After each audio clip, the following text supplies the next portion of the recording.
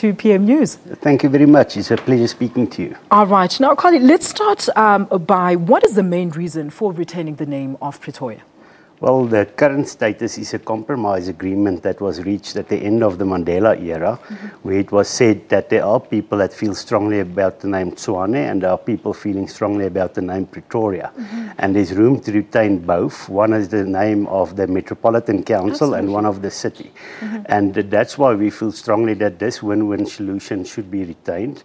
This solution promotes mutual recognition and respect amongst communities.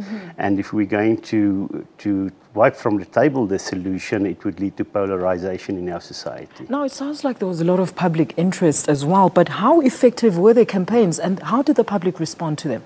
Well, there was huge support for the name Pretoria. A year ago, the Metropolitan Council held public hearings in 7 halls across the city, also in townships, and 81% of people that participated in those public hearings from all communities said that the name should remain Pretoria.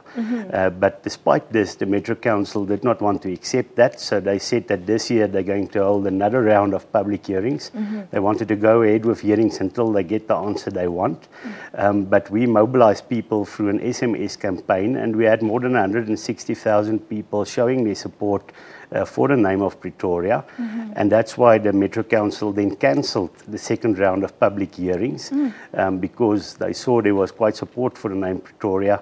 And fortunately now they said they're going to wait until after the elections and hopefully sanity will prevail. But what does it mean for the people in general if there is a name change and if it does go through? Well, I think there's various reasons why people oppose it, especially amongst the Afrikaans community.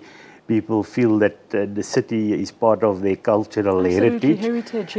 But also, I attended numerous of these public hearings in the townships, where the people in the townships, many of them that opposed the name change, said that there were other priorities that could get attention at this stage. So I think there's not widespread support, and hopefully the Metro Council now realise that, and hopefully after the election they won't go ahead with any name change. Absolutely. Now, Carl, what will happen if the council decides to go ahead with the name change after the elections, as you've just mentioned? Well, the fact is then that they've actually not held public consultations in a bona fide way, because those that were held, people said that the name should remain Pretoria. And then the name change could be challenged in court, and that is the route that we'll go.